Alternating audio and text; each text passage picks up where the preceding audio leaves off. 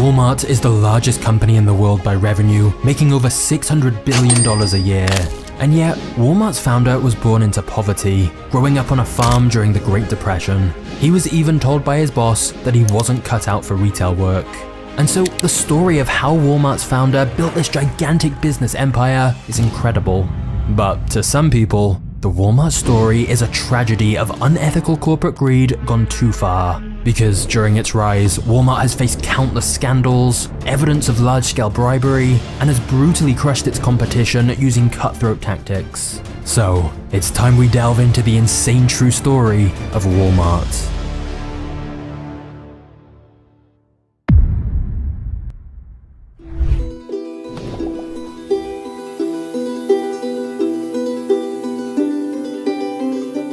Sam Walton was born on March 29, 1918 in the small town of Kingfisher, Oklahoma.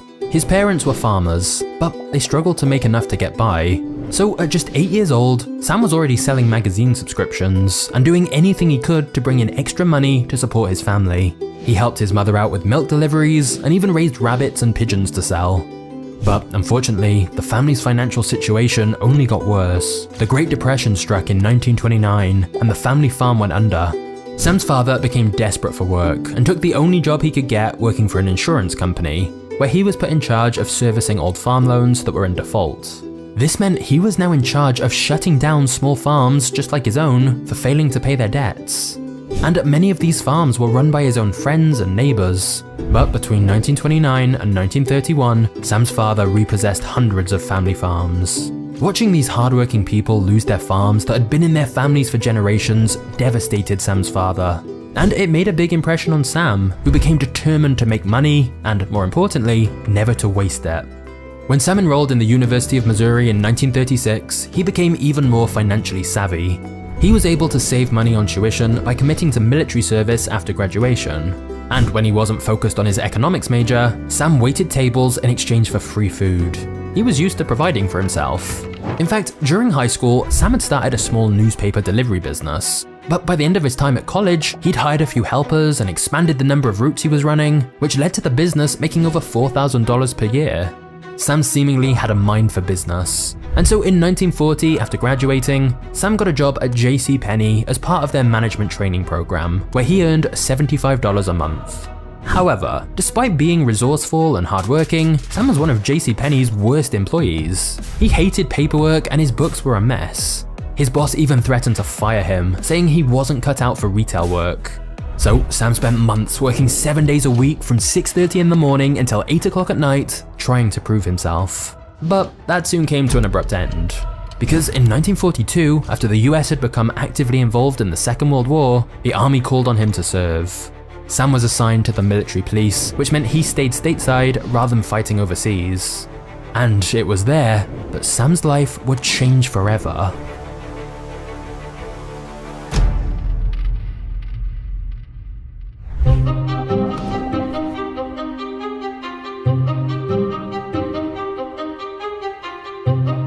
Sam met Helen Robson in a bowling alley. She was on a date with another guy at the time, but Sam didn't care. He made his move, and they were married less than a year later.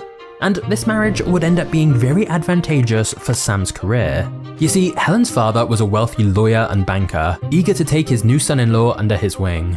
So when Sam pitched the idea of opening a retail store, Sam's father-in-law was happy to write Sam a check for $20,000.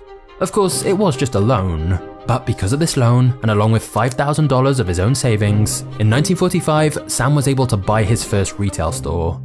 Now, he didn't start a new store. Instead, Sam found an existing store to purchase in rural Newport, Arkansas. It was a franchise of the popular Ben Franklin shops, which sold a wide variety of goods. The problem was, the reason Sam had been able to afford to buy this store was because it was losing money. It had been making less than half the sales of its main competitor across the street. Plus, Sam's rent was 5% of all the sales the store made, which Sam later realized was the highest rent in the industry. It's also worth noting that Sam was just 27 years old at this point and had never actually run a store before. But it was immediately clear to Sam that for the shop to be a success, he needed to make some drastic changes. So firstly, Sam took discounting to the extreme. Rather than discounting a select few items and then raising the price on others, Sam simply decided to sell all his products at lower prices. His belief was he could make the money back with a higher volume of sales, and it worked. The math was simple. Say Sam bought an item for 80 cents. He found that by pricing it at $1 instead of $1.20, he could sell 3 times more of it. Less profit per item, but more profit overall. Of course, to make things as cheap as possible, Sam needed cheap items. And that was nearly impossible given the franchise agreement Sam had signed. Ben Franklin dictated to franchisees what merchandise they were supposed to sell, and then franchisees were meant to buy most of that merchandise from Ben Franklin's own wholesale business called Butler Brothers. And they charged franchisees like Sam a 25% margin on each shipment. Sam felt he was trapped in the Ben Franklin franchise system, so he brainstormed ways to find his own products instead, and did whatever he needed to get them. At night after work, Sam would drive to the middle of nowhere, sometimes into the mountains of Tennessee, to meet obscure low-cost wholesalers. Then he'd fill his homemade trailer to the brim with men's shirts, ladies' underwear, literally whatever cheap items he could find that he thought would sell. And sure enough, when he displayed his new cheap items in the store the next day, they flew off the shelves. Cheap products plus low profit margins meant the lowest prices people had ever seen, and customers couldn't get enough. Word quickly spread around the town about these cheap prices. Sam also tried calling the manufacturers who made the products Ben Franklin stores typically sold, and he then tried to negotiate a deal with them directly, so he didn't have to pay the extra 25% commission. Unsurprisingly, the Ben Franklin owners were furious. Charging franchisees for merchandise was a big part of how they made their money. However, they didn't punish Sam immediately, as remember, they were still making 5% of all his sales, and in Sam's first year of ownership, sales increased 45%, taking the store to $105,000 in revenue. That increased to $140,000 the second year. So for now at least, the business was growing rapidly, and Sam was soon able to repay the loan to his father-in-law. Meanwhile, Sam's brother Bud had come home from the war and started working with Sam, and the two of them worked extremely long hours doing everything the store needed, from doing the stockroom work to sweeping the floors. That's because they made their profit by keeping expenses to a minimum. It also helped that Sam was extremely competitive and would constantly go to their competitors' stores to look at their prices and displays, seeing if there was anything he could learn or improve on. His competitors would often get annoyed seeing Sam spending so much time in their shops, analyzing every detail of how they did things, and seeing what prices he needed to beat. And thus, by Sam's 5th year of running the store, it was generating $250,000 in revenue. Sam had achieved his goal, as it was now the #1 Ben Franklin store in the whole region. By doing things differently, he'd completely turned the store around. But then, quite suddenly, that all came to a grinding halt. Sam's landlord, the owner of Ben Franklin, decided not to renew Sam's lease, knowing full well Sam had nowhere else in town to move the store. He wanted to give the shop to his son instead. This meant Sam had no alternative but to sell the store. He felt sick to his stomach and described it as the lowest point of his life. It didn't seem fair. Sam had built the best variety store in the whole region and poured 5 years of his life into it, and now he was being kicked out of town. And by this point, Sam and his wife had 4 young children that they needed to provide for, which meant Sam needed to figure out his next move, and fast.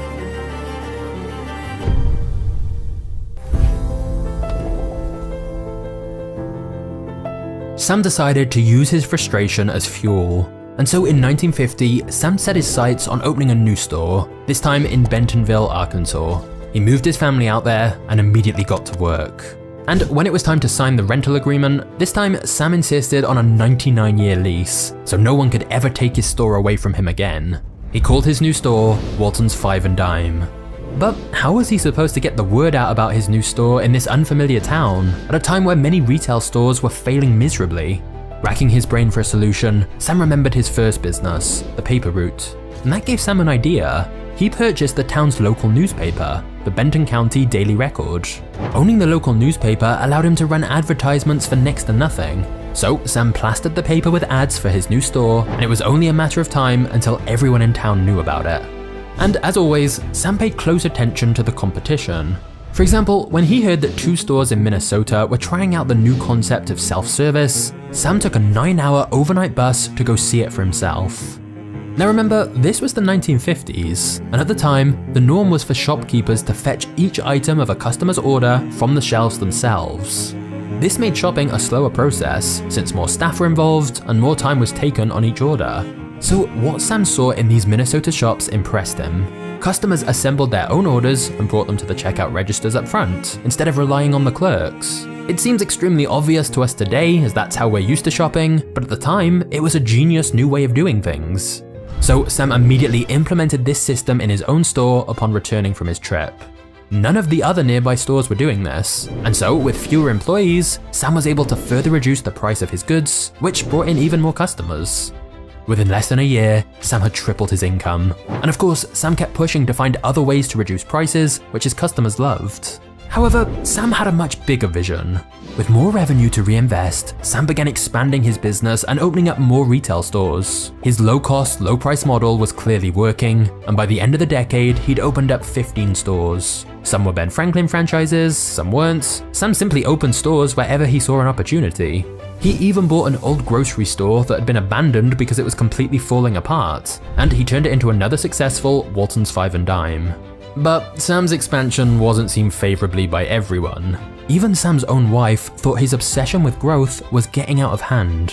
One night, she confronted him about it, asking why he felt the need to go out and expand so much. Not only were the number of stores increasing, but they were getting further and further away. However, what Sam's wife saw as the end of their success story, Sam saw as the beginning. He could barely rest thinking about the untapped opportunity before him. He wanted to create as many discount stores as possible in as many rural towns as he could. He made it clear to his wife that he wasn't going to stop anytime soon.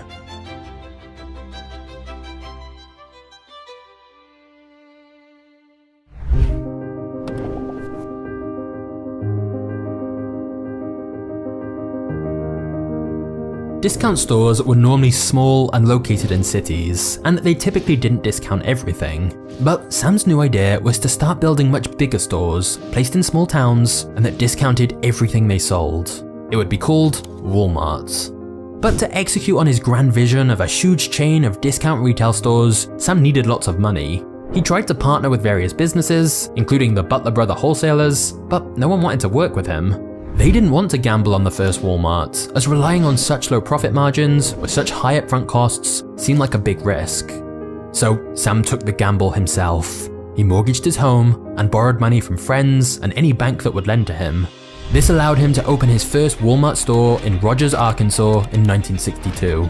Sam's decision to pick rural areas quickly began to look like a great move, as customers were thrilled they didn't need to drive to the inner city for discounted items. Sam also continued to learn whatever he could from competitors. For example, he went to the headquarters of his biggest rivals like Kmart and Sears and spoke with their management officers directly. He would scribble notes down on a little notepad as they openly revealed their merchandising and distribution secrets. At this point, they saw Walmart as way too small and insignificant to be a threat, so they openly shared details with Sam, which he would later use against them. By 1971, Sam had opened 6 new stores and had 78 partners privately invested in Walmart. What those people didn't know, however, was that Sam was in serious debt, several $1 million worth. See, Sam had always seen debt as a necessity of doing business, but now Sam was in debt to practically every bank in Arkansas and southern Missouri. He always paid his debts on time, but he developed a bad habit of borrowing from one bank to pay the other. The debt weighed heavy on Sam. The reality was the stores weren't generating enough profit to both keep expanding and pay off their massive debts. And if their private partners found out what kind of trouble they were in and tried to pull out, that could be the end of Walmart. Sam was convinced this business model could work, they just needed more capital. But with creditors pressuring Walmart to pay up and sources of new money running out, Sam needed a solution fast. And that solution came when Sam decided to explore taking the company public on the stock market. He was extremely worried about giving up control in the business, but he was running out of options. Thus, in 1972, Walmart was listed on the New York Stock Exchange. And this is the point in the story where Walmart starts to transition from being the scrappy underdog to a cutthroat monopoly.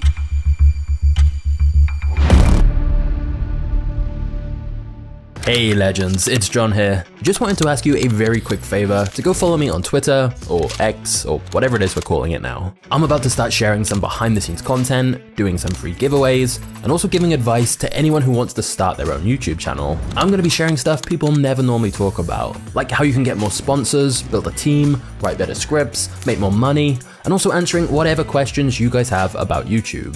My username is Magnates Media, or you can click the link in the description. But remember, it's not Magnets Media. This channel is called Magnates, which just means wealthy and influential business people. Now, up until this point, I've not really used Twitter, so I've never promoted it. But I'm about to start posting there regularly, so if you're at all interested in growing your own YouTube channel, I guarantee you'll be very glad you followed me. I'm also going to pick some of my followers at random to get some free gifts, so if you want to be in with a chance of making some money, just pause this video now and go follow Magnates Media on Twitter. I'll see you over there. Then, let's get back to the story.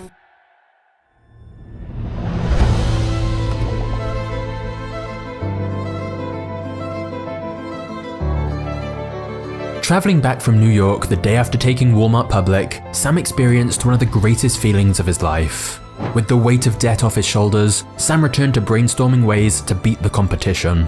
He started by keeping his stores open for longer hours than his competitors. Then he found more ways to cut costs, like replacing wooden shelves with metal ones, or hanging lights from the ceiling with cheap baling wire. But the aesthetics didn't seem to matter to Walmart customers. People kept flocking to Walmart for the low prices, and the company kept growing. A year later, Sam had 13 new stores. The next year, he opened 26 more. And the reason for this was both genius and brutal. You see, Walmart was extremely cutthroat about driving competitors out of business. Walmart would open a new shop in a rural area where there wasn't a huge amount of competition, just a few smaller local stores. And so when a big Walmart opened up and undercut them on the price of all their items, these other stores simply couldn't compete. With such a large amount of money to invest, Walmart could buy items directly from manufacturers rather than wholesalers, thus giving them better rates. And by purchasing in much higher quantities, Walmart could buy the exact same items as a little mom and pop shop, but at a significantly cheaper price. This meant even if these smaller shops sold their items at cost price and made no profit, they still couldn't compete with Walmart's pricing, as Walmart was getting the items for less. Many accused Walmart of predatory pricing because of this, a business strategy in which a company deliberately sets its prices at very low levels with the intent of driving competitors out of the market, only to raise them later when the competition is gone. Sam basically admitted to doing this, but he didn't see it as predatory. To him, that was the point of capitalist competition, and he was ultimately giving customers lower prices. So, whilst Walmart didn't make a lot of profit in the short term, if all their nearby competition went out of business and Walmart got all of their customers, they'd win in the long run. Walmart was also one of the only stores at the time to have huge parking lots with no fee for parking spaces, making it a no-brainer for everyone in the area to shop there. By 1980, Walmart had a total of 276 stores. From then on, they opened about 100 stores per year. Part of this rapid expansion was Sam's willingness to open stores in places nobody else would. The big retailers were ignoring towns below 50,000 residents. Others were willing to go as low as 10,000, but Walmart opened stores in towns smaller than 5,000 people. To other retailers, this seemed like a giant waste of resources. But it turns out going rural had big advantages. Firstly, in rural towns, Walmart was able to save money on advertising, as everyone in the small town would know about the shop anyway. Secondly, putting stores in such rural locations forced Sam to focus on developing Walmart's own warehousing, trucking, and communication system, while others outsourced these services. This was a high initial cost, but this impeccable system became the bedrock of Walmart's ever-expanding set of stores. Because if Walmart owned every part of the process, there was no bottleneck to Walmart's expansion. The system was so efficient that Sam even let other retailers buy into his services by becoming a wholesaler himself. In 1983, Sam opened a wholesale service called Sam's Club, which allowed other retail business owners to buy goods in bulk. And where Sam couldn't own the process, he eliminated it. Why buy goods from New York import houses when he could purchase clothes directly from Central America, shoes directly from Korea, and electronics directly from Taiwan? Sam always tried to cut out the middleman so his costs were lower. And the bigger Walmart grew, the more he could buy in bulk and negotiate even better deals. By 1990, Walmart had over 1,000 stores and 150,000 employees, and was generating more revenue than any other retailer in the US. However, whilst it may sound like everything was going perfectly for Walmart, the truth was actually very different.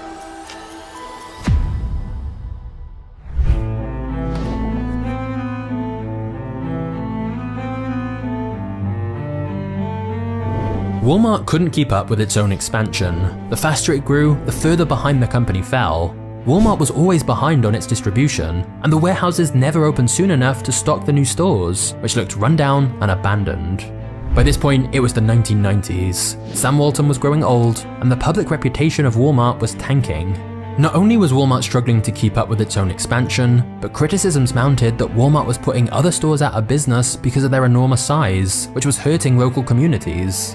Smaller stores simply couldn't compete with a store that had the power to buy 100,000 t-shirts at a time. This became known as the Walmart effect, when a mega corporation moves into town and puts small shops out of business.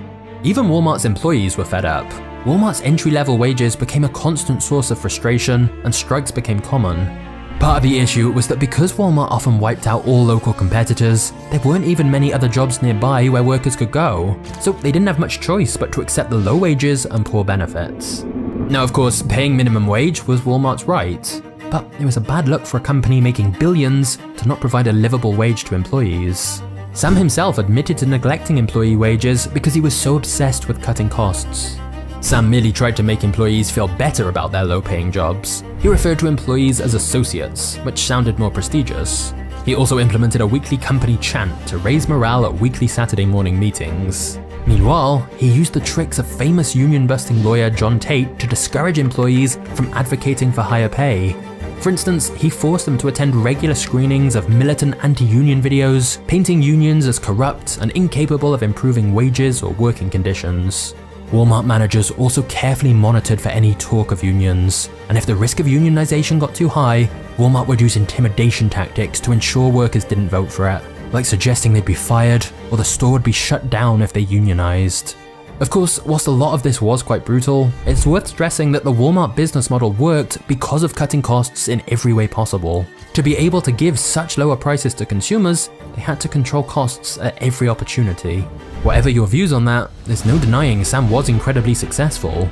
When he died in 1992 at age 74, Walmart had annual revenues exceeding $104 billion. Not bad for a kid who'd been born into poverty on a farm. However, now that their founder was gone, what was next for Walmart? Before we get to the next chapter, I want to help you save time and money with today's video sponsor, ShipStation. ShipStation integrates everywhere you sell online, including Amazon, Etsy, eBay, Shopify, and more. ShipStation then makes it easy to automate shipping tasks and manage your business's orders in one simple dashboard. You can print shipping labels, compare rates, organize every shipment, and automate delivery notifications. And when you use ShipStation, you get discounts up to 89% off USPS and UPS rates. So as your business grows, you could be saving thousands on shipping costs. ShipStation has been a big supporter of Magnate's media for a while now, and I know a lot of you guys have already started using it and been saving money on all your shipments. However, if you've been on the fence about joining, now is the perfect time to check ShipStation out, as you can get a 30-day free trial if you use my link in the description. No matter where you sell or how you ship, make this year your most profitable one yet with ShipStation. Go to shipstation.com/magnates to sign up for your free 30-day trial today. That's shipstation.com/magnates.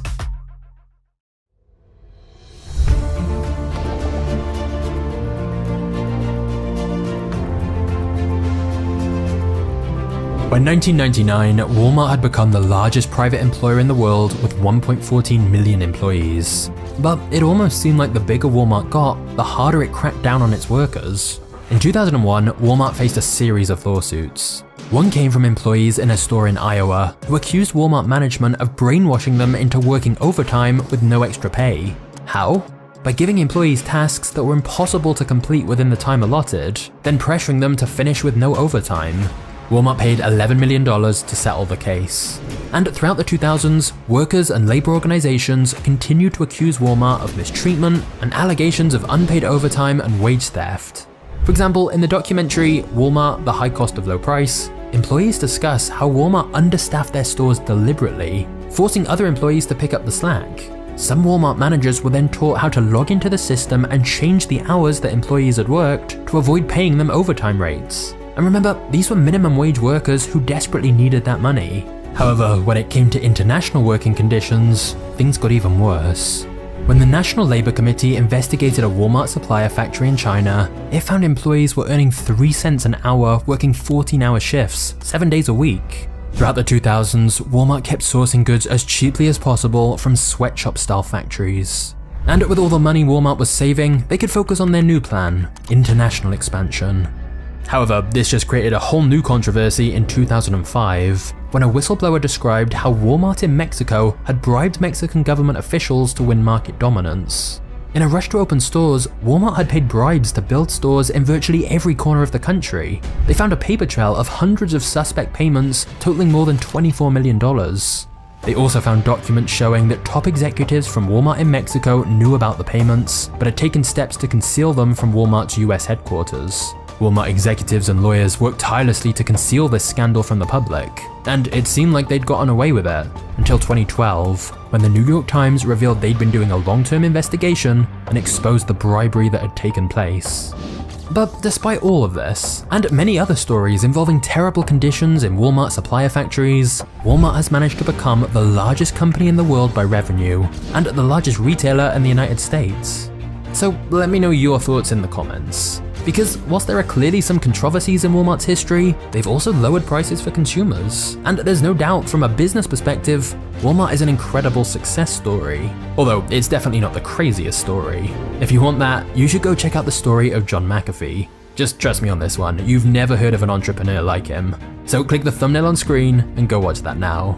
All that's left for me to say is thank you for watching Magnates Media. I hope you enjoyed the Walmart story, and I'll see you in this next video in just a second. Cheers.